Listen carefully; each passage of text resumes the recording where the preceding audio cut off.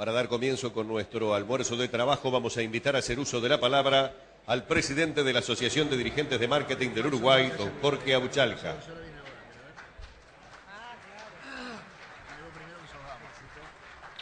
Gracias, presidente. Lo felicito por la casa nueva.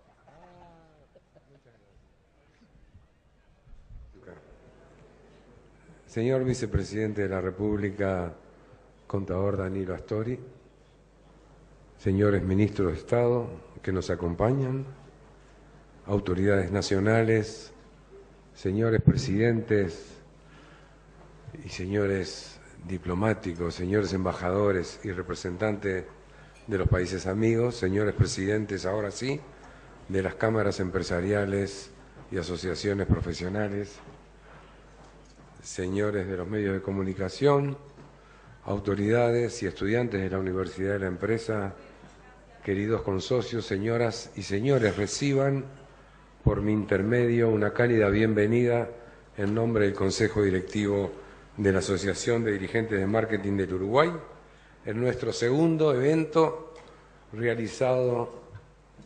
acá en Punta Cala, lo cual agradezco a las autoridades y a la gerencia por la disposición hacia nosotros para que esto salga muy bien, a gusto de todos ustedes. Regresé el domingo de Buenos Aires, donde estuve reunido con la Asociación de Dirigentes de Empresas, con la Confederación de Asociaciones de Dirigentes de Empresas, con la Asociación Argentina de Marketing, con el doctor Roberto Labaña y con la doctora Elisa Carrió, a los cuales invité a venir a nuestro país y casualmente recibí por parte de todos ellos algo que, Juan Salgado, un beso, algo que no es que me haya llamado la atención, pero quiero transmitírselo porque todos me dijeron, ustedes tienen un país en serio. Y eso no me lo dijo una persona, me lo dijeron más de 20 personas.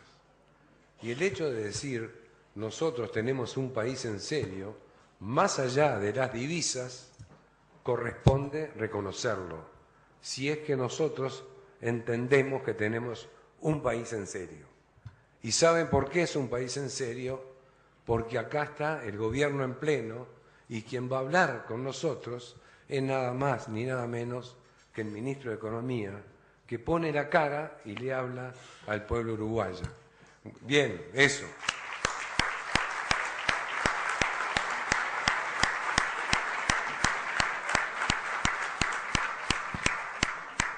Y yo me siento orgulloso, además de querer saber cómo va el Uruguay, cómo va el Uruguay en este contexto, entre Argentina y Brasil, con una Europa que está tratando de recuperarse, con un Estados Unidos que nos está ofreciendo cosas y con un ministro de Economía que lo invitamos para que nos dijera todas esas cosas. Así que yo a ustedes lo que les digo es gracias por escucharnos, gracias por compartir este evento y entonces quiero invitar al señor ministro a hacer uso de la palabra, no sin antes testimoniar su presencia con dos cosas, una obra de un artista uruguayo y un aplauso de todos nosotros.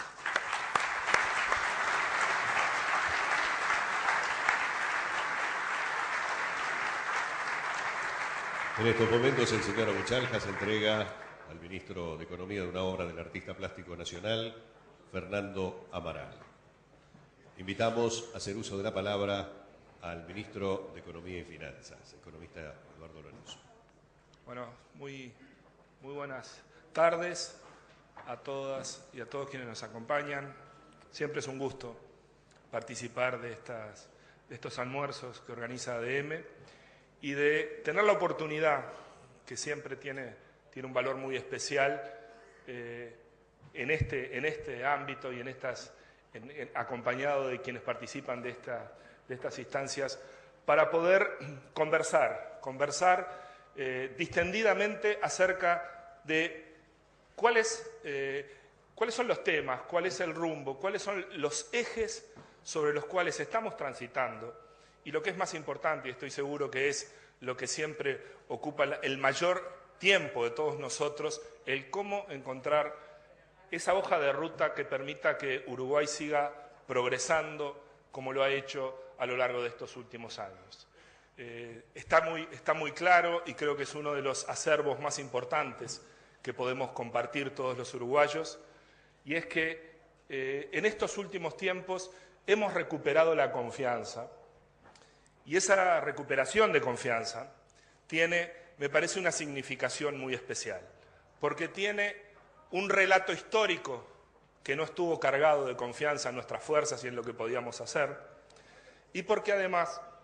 en los últimos tiempos, esa confianza ha multiplicado el número y la calidad de los actores que son parte de este proceso de mejoras económicas y sociales que el país ha recibido. Claramente nos encontramos en una etapa en la que podemos mirar al futuro distinto que como hemos mirado en otras circunstancias, y no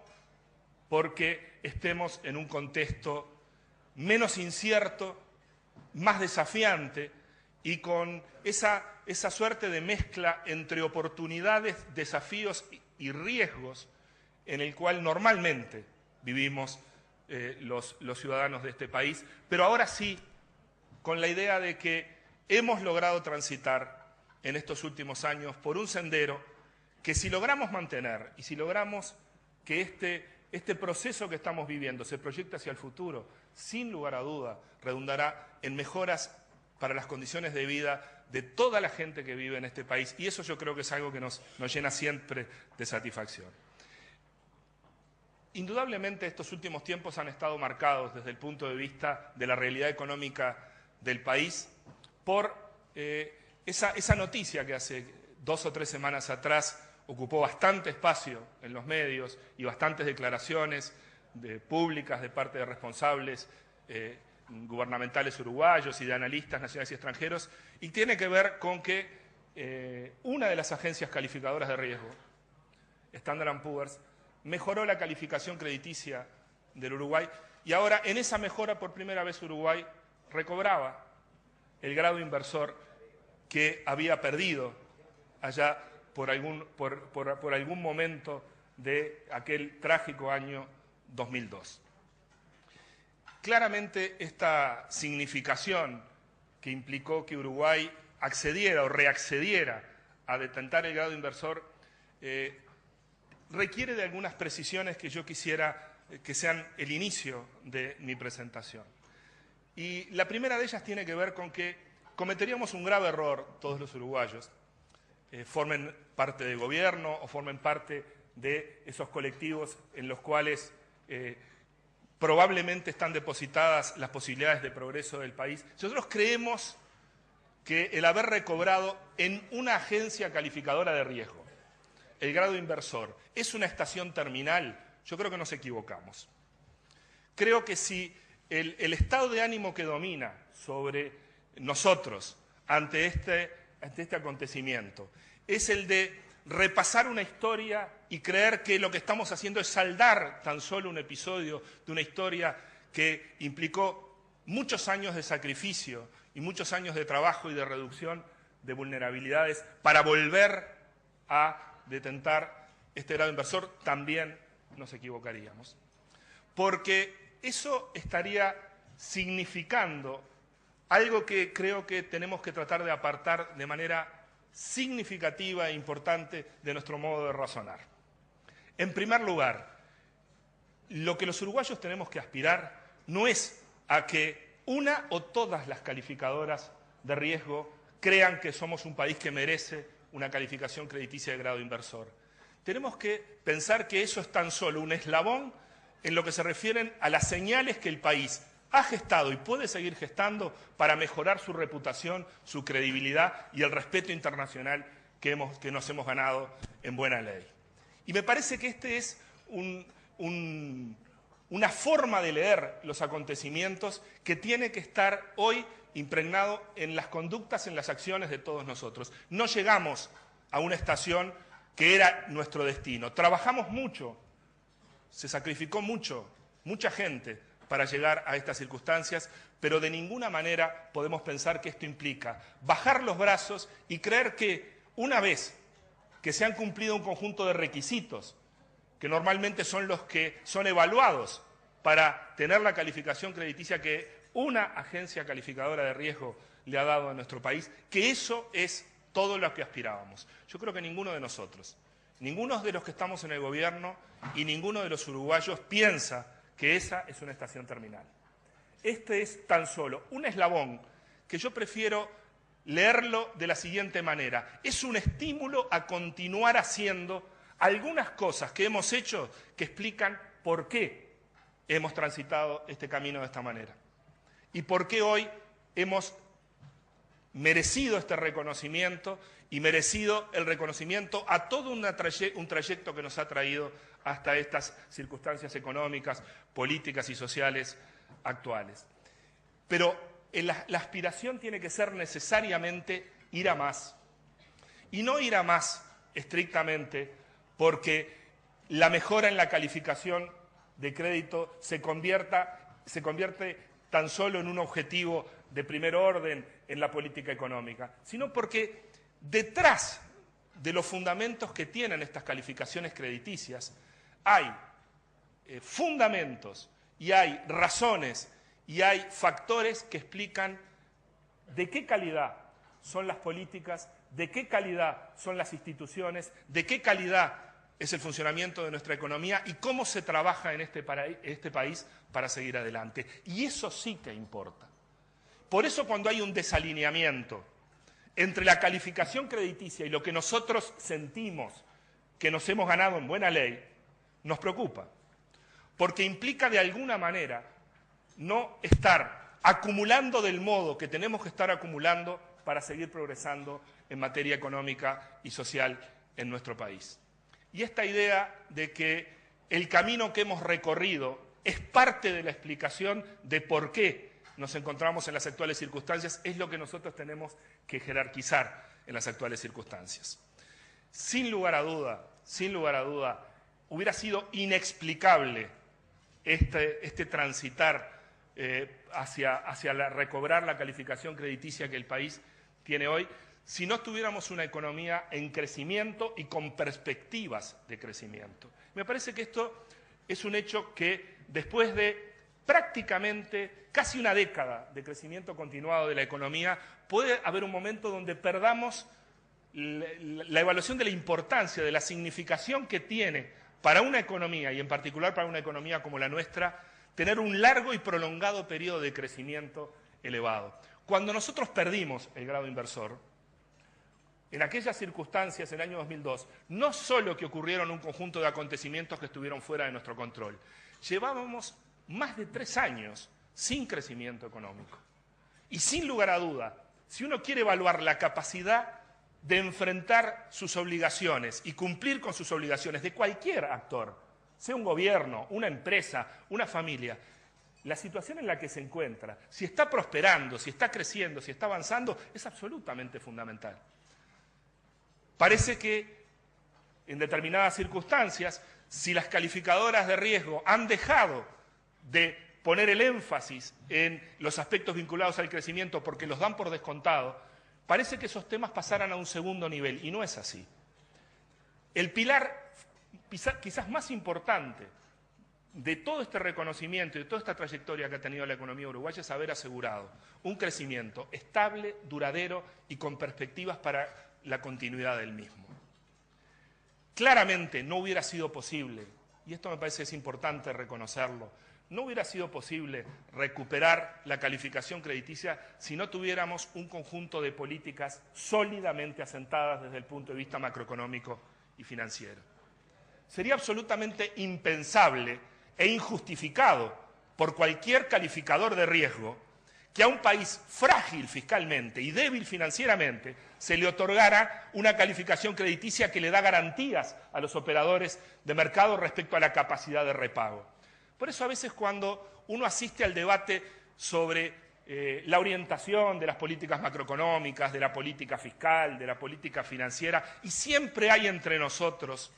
espacio para querer que las cosas sean un poquito más de una manera, un poquito más de otra manera, para movernos con algún grado de detalle en alguna dirección. Yo quiero reafirmar que esas discusiones de detalle no encubren un hecho fundamental, y es que desde el punto de vista de la evaluación de riesgos de este país, el hecho de que la política fiscal y su contrapartida financiera del gobierno sean sólidas y ofrezcan tranquilidad y previsibilidad es una de las garantías más importantes, sin la cual nada de este trayecto hubiéramos podido recorrer. Obviamente, quien habla de solidez financiera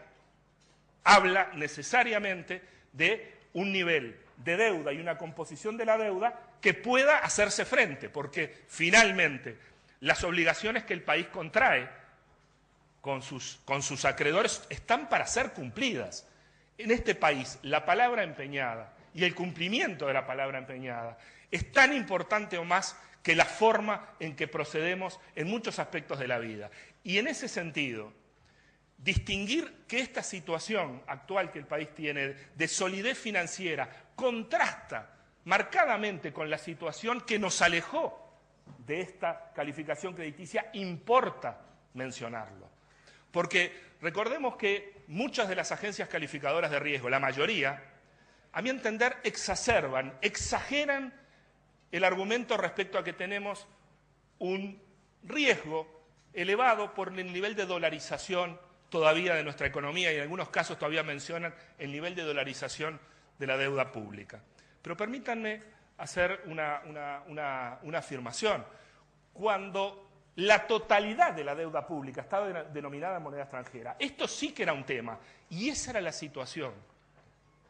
que imperaba en el momento que nosotros perdimos el grado inversor. La totalidad de nuestro endeudamiento estaba en moneda extranjera, y vaya si eso era una vulnerabilidad. Y esa situación se prolongó durante años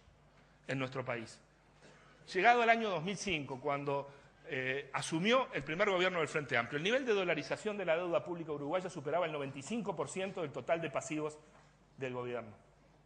95%. Hoy tenemos la mitad de los pasivos del gobierno, de la deuda del gobierno, denominado en moneda extranjera. Y yo la verdad es que pienso que este camino recorrido nos permite hoy tener grados de libertad que no teníamos. Y esto implica que deje de ser una preocupación central para nosotros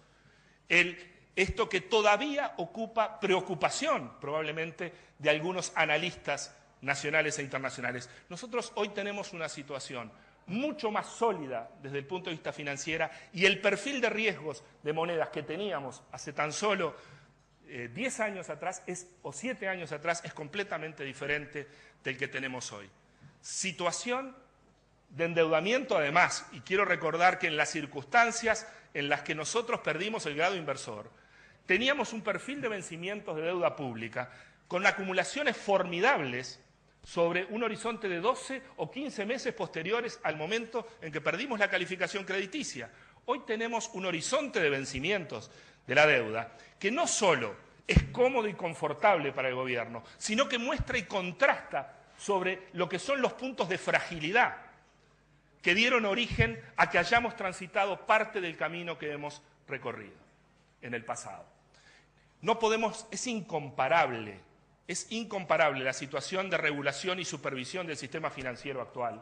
con la situación que teníamos en el momento que nosotros perdimos el grado inversor. Y yo podría continuar la lista de rasgos que nos llevaron a recuperar esta posición y a compararlos con las características y las situaciones en las que nos encontramos cuando perdimos esta calificación crediticia. Y permítame decir que si continuáramos en esta línea y trabajáramos en profundidad sobre los factores, sobre todos y cada uno de los factores que son tenidos en cuenta por parte de las calificadoras de riesgo para evaluar a nuestro país, nos resultaría una agenda de preocupaciones que yo creo que no es la agenda prioritaria del país. Y esta es la segunda idea que quisiera compartir con ustedes. Si nosotros nos atuviéramos hoy en día a preocuparnos estrictamente y jerarquizar los temas que están en la agenda de quienes realizan esta tarea de calificación de riesgo del país, probablemente nos encontraríamos con un conjunto de tareas que, a mi entender, ya no forman parte de la preocupación de primer orden ni de los trabajos más importantes que tenemos que emprender en nuestra economía. Si nosotros nos concentráramos en la agenda de vulnerabilidades que teníamos hace algunos años, creyendo que no hemos avanzado nada, cometeríamos un grave error. Hoy, el mapa de riesgos de la economía uruguaya nos coloca ante nuevos desafíos, nuevos problemas, y no con una agenda heredada de una crisis y marcada por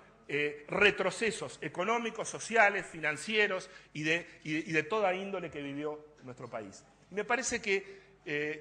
esta idea en sí misma, la idea de que tenemos hoy una agenda mucho más relevante que la que hemos estado tratando de recorrer estos años, reduciendo vulnerabilidades, que vaya que si las teníamos, es uno de los aspectos que tenemos que tener más en cuenta para el futuro. Porque el desafío central de nuestro país hoy es consolidar todo aquello que hemos logrado construir y ir hacia una agenda, desplazarnos hacia una agenda en la que verdaderamente los factores que tienen más que ver con el bienestar de nuestra gente y el futuro del desarrollo de nuestro país ocupen un lugar mucho más importante. Permítanme decir que si nosotros pudiéramos hacer de la estabilidad macroeconómica, de la estabilidad monetaria, de la estabilidad financiera, de la estabilidad del sistema de medios de pago, si pudiéramos hacer de todo eso algo suficientemente adquirido como para que deje de estar en primer lugar en la agenda de discusión pública, habremos recorrido, ahora sí, un camino decisivo para poder encarar los temas que más importan y más van a importar hacia el futuro. Y los temas que más importan y más van a importar hacia el futuro tienen que ver con la calidad de lo que hacemos y con la forma en que hacemos las cosas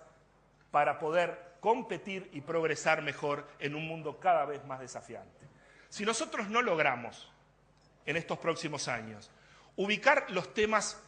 de la eficiencia productiva, la mejora de la productividad y la innovación y la tecnología en el primer lugar de nuestra agenda de política económica y en el centro de las preocupaciones de los actores más relevantes de la economía, estaremos equivocando la agenda. Estaremos impidiendo probablemente que los temas que más importan y más jerarquía tienen para el desarrollo del país y para el futuro de la vida de los uruguayos ocupen el lugar que merecen.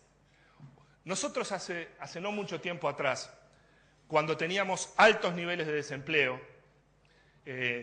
fenómenos de migración flagrantes y verdaderamente lacerantes sobre la estructura social, cuando teníamos bajísimos y paupérrimos, permítanme decir, niveles de inversión productiva, nosotros podíamos pensar que la reducción de la desocupación, la generación de empleo o el estímulo a la inversión productiva per se eran factores indispensables para recorrer estos primeros pasos, para dejar atrás esos tiempos del estancamiento, del débil crecimiento y de la fragilidad económica. El problema es que cuando nuestra economía transita hacia niveles de desempleo como los que tenemos hoy,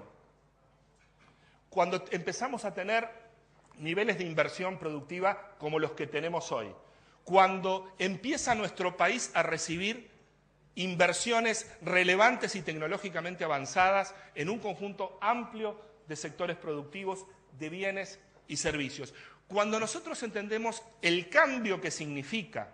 esta nueva realidad económica, nos damos cuenta que ya no alcanza con ocupar más gente, ya no alcanza tan solo con agregar más infraestructuras, ya no alcanza con agregar más bienes de capital, ya no alcanza con hacer más de lo mismo. Necesitamos necesariamente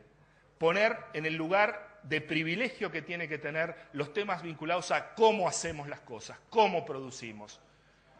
cómo se hace la organización de la producción es casi, en este momento, mucho más importante que ninguna otra decisión relativa a la estructura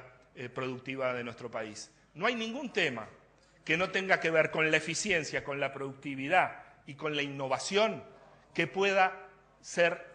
más valorado que en una agenda de progreso como la que Uruguay necesita desplegar hacia el futuro. Y es muy simple, y permítanme ponerles tan solo un ejemplo.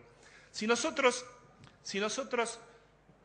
tomáramos en cuenta las características de cada uno de los desempleados del Uruguay, tomáramos la totalidad de los desempleados y su caracterización según los datos de encuesta de hogares,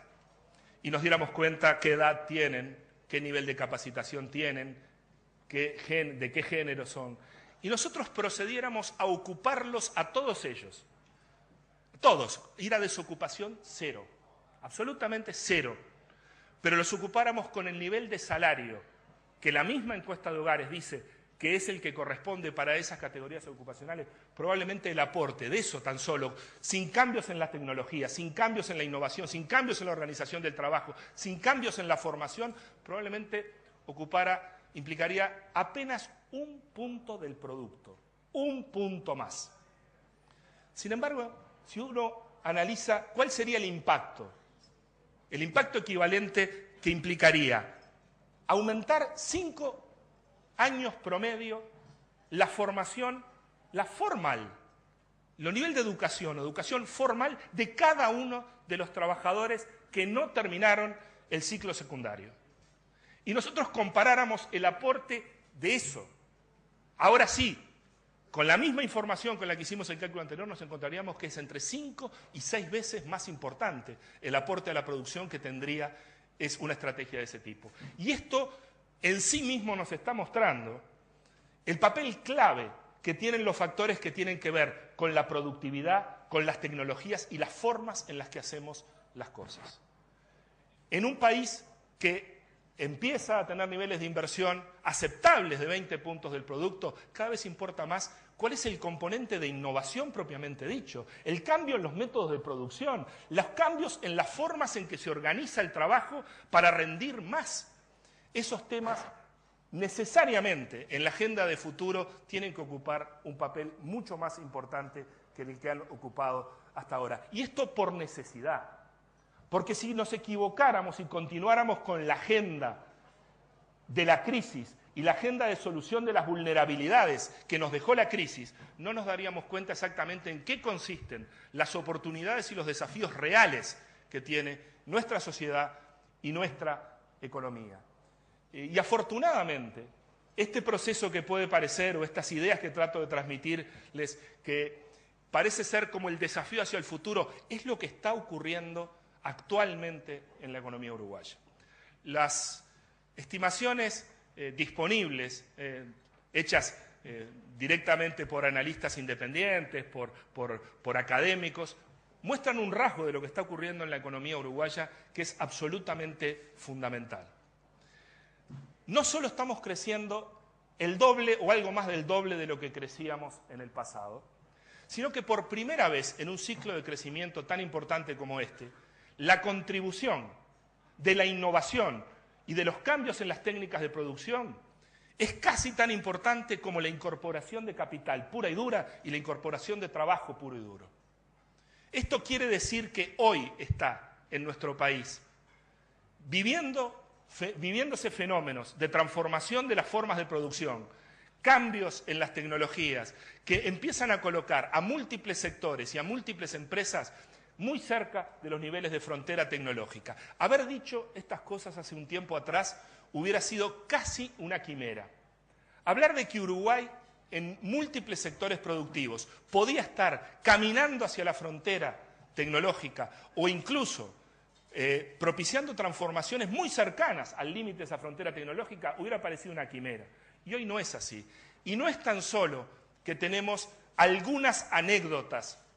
y algunos emprendimientos y algunos proyectos que muestran que estos fenómenos están ocurriendo. No, es que es masivo en lo que está ocurriendo de transformación en nuestra estructura productiva. En nuestra producción competitiva tradicional, las transformaciones en las formas de producción han sido formidables. Quien quiera entender el desarrollo del sector intensivo en recursos naturales, del agro uruguayo, en estos últimos años, si no incorpora dimensiones tecnológicas, cambios en las formas de producción, incorporación de recursos humanos calificados y tránsitos hacia las fronteras tecnológicas y a los límites de las disponibilidades de tecnología en muchas de las producciones, estará equivocándose radicalmente y estará no entendiendo lo que está ocurriendo en nuestro país. Si nosotros nos hubiéramos situado tan solo unos años atrás y viéramos la plataforma de servicios globales, altamente competitivos, con componentes tecnológicos absolutamente sofisticados, con los que Uruguay está prestando en este momento servicios a la región y al mundo, también quedaríamos sorprendidos. Si nosotros queremos analizar la sofisticación con la que se han transformado la industria turística del país y la forma en que ésta se ha movido hacia aumentar capacidades, pero diversificar también lo que son los componentes de calidad y multiplicar los instrumentos de calidad. Y podríamos seguir con una larga lista de ejemplos que muestran que si queremos entender el proceso que está viviendo nuestra economía en este momento, tenemos que recurrir a estas transformaciones que están ocurriendo en la producción. Y tenemos que jerarquizar en las políticas públicas y en las conductas de los empresarios y quienes toman decisiones de inversión, los papeles decisivos que tienen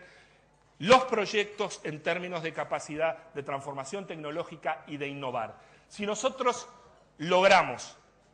hacer que este proceso que hemos observado en estos últimos años, de que el aporte de la innovación,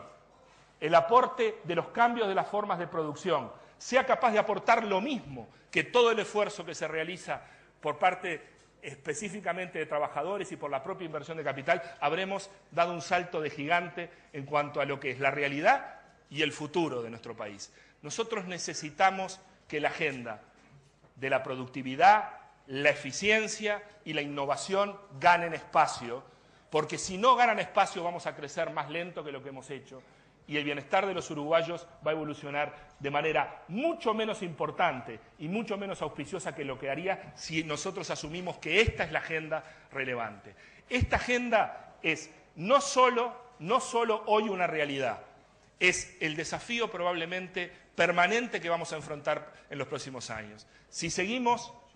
con niveles bajos de desempleo, con niveles elevados de inversión productiva, con atracción de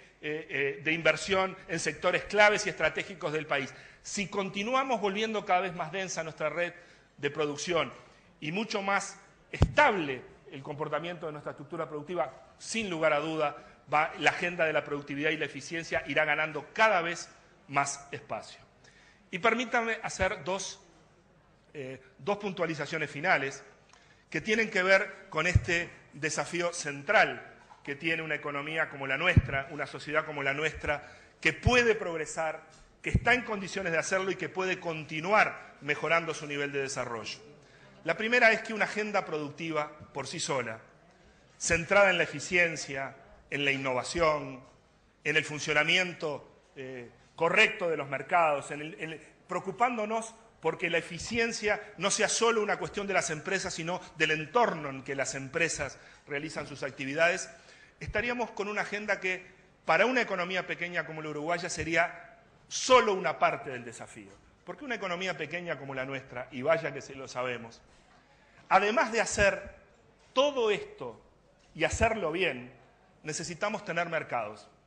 Porque nosotros podemos desplegar las mejores estrategias de mejora de productividad. Podemos dinamizar nuestras empresas, dinamizar los procesos productivos, transformar las formas de producción, ganar competitividad genuina. Pero si nosotros no tenemos horizontes de mercado, verdaderamente mucho de ese esfuerzo no va a poder materializarse. Y por eso, una agenda productiva del Uruguay es al mismo tiempo jerarquizar estos temas que tienen que ver con la productividad, con la eficiencia, con la rentabilidad de los negocios y al mismo tiempo asegurar la existencia de mercados en los cuales se puedan realizar esas producciones. Y esa es una tarea, obviamente, de trabajo conjunto entre el sector público y el sector privado. No es una agenda que pueda ponerse solo sobre las espaldas del gobierno, ni que sea justo que el gobierno decida ponerlo solo sobre las espaldas de quienes tienen que realizar sus negocios. Esta es probablemente una de las tareas en las que estamos realizando mayores esfuerzos y en las que tendremos que realizar mayores esfuerzos en el futuro, porque no debemos permitir que el avance productivo que se está registrando y las mejoras económicas y sociales queden obstruidas por razones de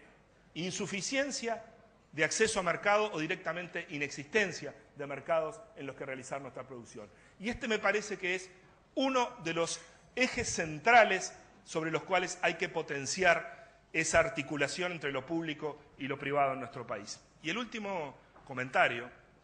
que tiene que ver un poco con el inicio, con el camino recorrido, esa experiencia que implica el reconocimiento o la existencia de un activo común o un conjunto de activos comunes de los uruguayos. Yo creo que estos son momentos de incertidumbre, momentos en los que hay riesgos, en los que hay nuevos actores con nuevos problemas en el escenario internacional, en las que surgen temas que no nos hubiéramos imaginado que podían ocupar el interés de las políticas públicas en Uruguay. Vaya si nos parecía inimaginable que las crisis en los países avanzados marcaran la agenda y las preocupaciones en nuestros países. Vaya si el emerger de nuevas economías que son clientes importantes de nuestros productos y que tenemos que aprender mucho sobre sus dinámicas iba a ser un tema de la importancia que tiene hoy. Vaya si no estamos en un escenario más incierto, con más riesgos. Y este es el momento en el cual nosotros tenemos que reafirmar el rumbo. Este es el momento donde hay que darle la confianza necesaria a todos los que necesitan confianza respecto a que el camino que hemos recorrido, los fundamentos sobre los cuales se han basado las decisiones de las orientaciones estratégicas de este país, la orientación de la política económica y el rumbo estratégico del modelo de desarrollo del país está marcado. Y frente a la incertidumbre y la desconfianza, nosotros lo que tenemos que decir simplemente es: seguiremos haciendo más y mejor de lo mismo que hemos hecho hasta ahora. Muchas gracias.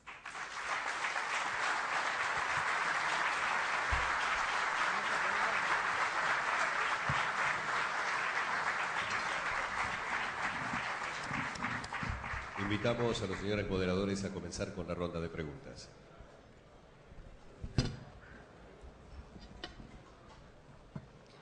Buenas tardes para todos. Gracias.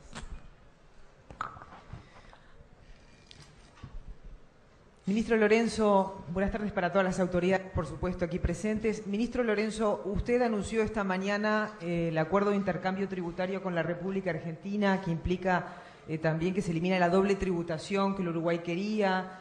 Además, ese acuerdo no será retroactivo. ¿Podría usted explayarse en detalles a propósito de este acuerdo tan importante para el Uruguay, no? Sí, cómo no. En el día de ayer, en la estancia de Anchorena, se suscribió por parte de nuestro país y Argentina el acuerdo de intercambio de información tributaria y los acuerdos para eliminar la doble tributación, para evitar la doble tributación. Este es un acuerdo en el que están plasmados todos y cada uno de los aspectos que formaron parte de los lineamientos que oportunamente, sobre finales del año pasado, expusimos en el Parlamento de la República, en una sesión del Senado, cuáles eran los criterios que guiaban el proceso de negociación que estábamos llevando adelante, y efectivamente el acuerdo plasma el conjunto de ejes estratégicos que formaban parte de nuestra preocupación. Quiero decir, el primero de todos es que mientras que las exigencias que se le planteaban al país para pasar a la fase 2 de la cooperación tributaria internacional implicaban firmar acuerdos de intercambio de información tributaria, nosotros habíamos dicho que era estratégico en este caso que el acuerdo contemplara específicamente normativa para evitar la doble tributación y consagrara en el acuerdo normativa específicamente relativa a métodos para evitar la doble tributación. Eso está contenido en el proyecto. Obviamente, como todo acuerdo de estas características, tiene una vigencia a partir del momento en que se hayan cumplido las formalidades requeridas en los ordenamientos jurídicos de cada uno de nuestros países y por tanto no podrá ser retroactivo y Uruguay estará obligado a informar y Argentina obligado a informar como cualquier otro país a partir del momento en que en los dos países se hayan cumplido el conjunto de formalidades necesarias para que el acuerdo entre en vigencia. Y como no podía ser de otra manera, el carácter no retroactivo de lo que es el contenido del acuerdo está consagrado específicamente en este documento. Hay un par de aspectos también relevantes, alguno que es de índole general, pero que me parece mencionarlo, es que en estos tratados está previsto que cuando se hacen consultas por parte de una administración tributaria a un país, a otra administración tributaria, a la contraparte, que esos pedidos se hagan específicamente identificando el contribuyente sobre el que se pide información y un conjunto de datos muy específicos sobre los que se identifica el pedido de información. Y no habrá, por tanto, ninguna posibilidad de que haya procesos de búsqueda amplios y de eventuales problemas o eventuales dificultades que puedan tener otros contribuyentes que no sean estrictamente los que se informan. Esto normalmente se le denomina que no habrá expediciones de pesca, que no habrá, por tanto, ninguna forma en que la solicitud no tenga que venir debidamente